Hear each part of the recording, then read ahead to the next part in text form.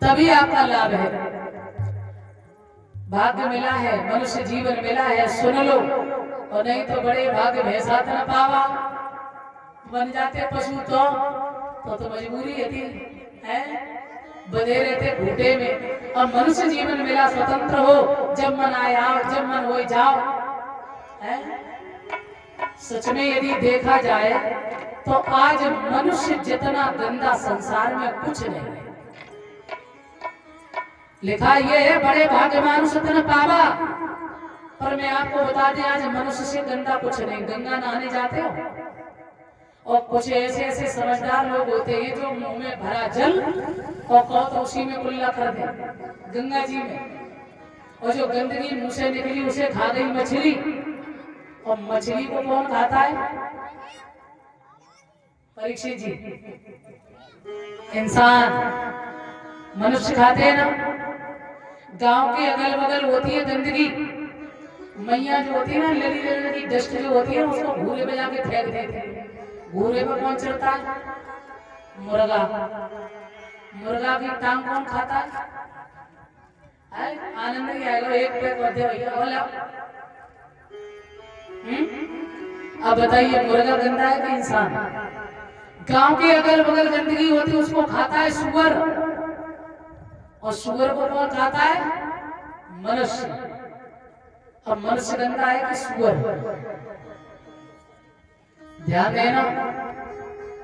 एक बार एक व्यक्ति गया, उसने सुना कि लोग मुझे बड़ा धिक्कार रहे हैं, मैं कुछ नहीं करता, मैं भजन नहीं करता, अब मैं श्री धाम वृंदावन जाऊंगा, मैं वहां जाकर के देखूंगा कि मुझसे भी गंदा संसार में कोई और है कि नहीं है।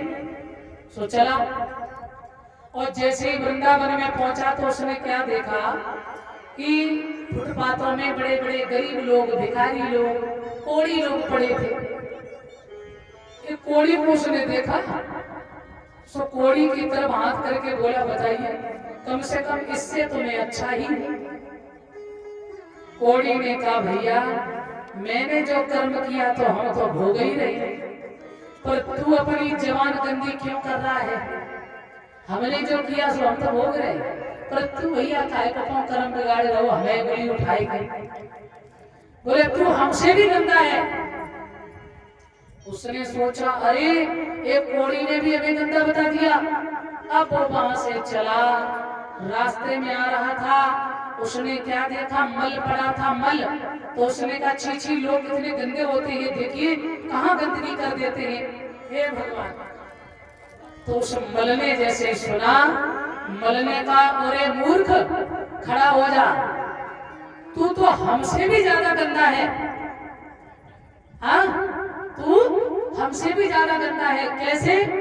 तो उस मल ने चेतावनी दी है उस मनुष्य को कि जब तूने खेत में हल चलाया, बीज डाला, पानी लगाया और फसल बड़ी बड़ी हुई, जब मैं खेत में खड़ी थी इतनी सुंदर फसल तुझे लग रही थी, अरे वाह इन साल तो मेरी बहुत अच्छी फसल लगी हुई है, और फिर तूने काटा, घर में लाया, फिर तूने पीसनो करवाया, फिर तूने शाम को बढ़िया मटर पनीर दाल फिराई और बढ़िया गरम गरम फुलका बनवाए हमारे, तब तक हम गंदी न हुई थी।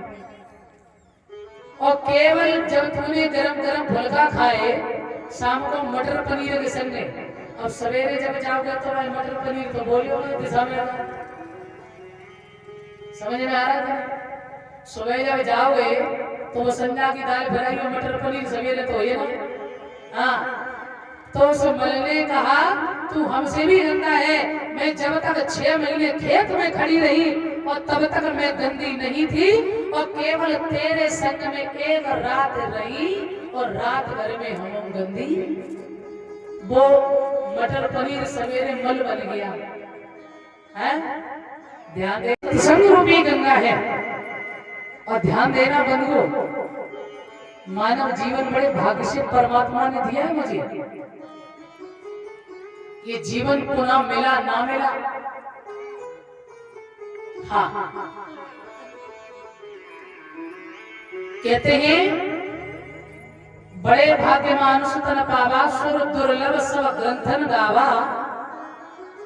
ये मानव जीवन क्यों धन्य है समझ लीजिए। देवता लोग इस योनि के लिए तरसते हैं कि हमें मिल जाए, क्योंकि जब सुखदेव जी कथा सुना रहे थे ना, देवता अमृत का कलश लेकर आए और कहा प्रभु इसका विनिमय कर लो, ये भागवत कथा हमें दे दो और ये स्वर्ग अमृत आप इन्हें पान करा दो। राजा परीक्षित की सिर्फ भय से मुक्ति होगी और हमारी संसार भय से मुक्ति होगी। तो सुखदेव जो परम विरागी संत हैं, एक बार सुखदेव जी को भी अच्छा नहीं लगा।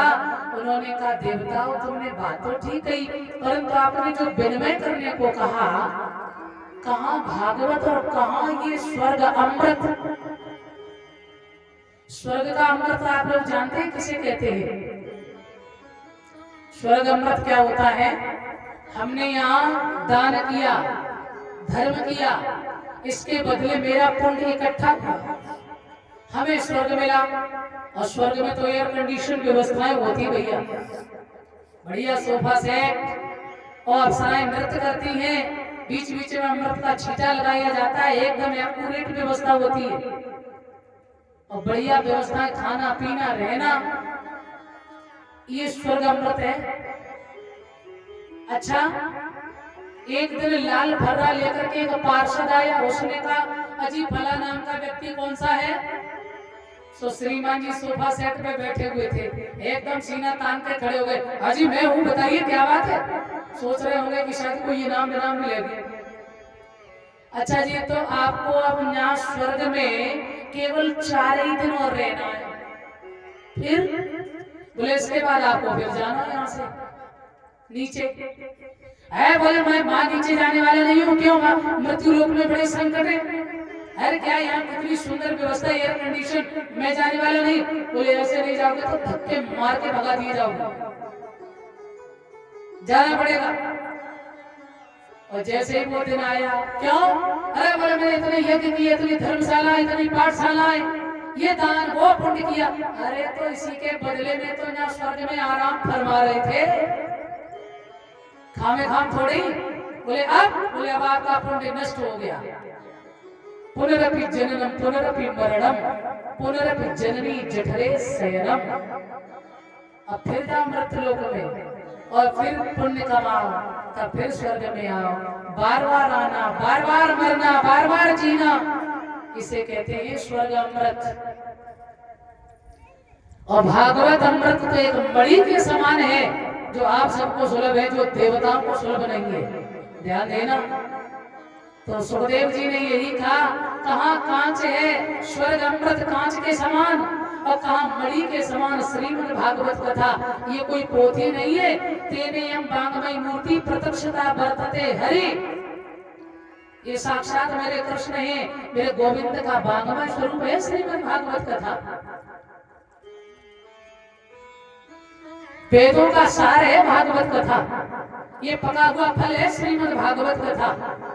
निगम कल्पतरोर गलतम फलम सुखमुखाद अमृत द्रव संयुतम पिबत भागवतम रसमालयम मुहुर्मुहुः रसिका भूत भावुका।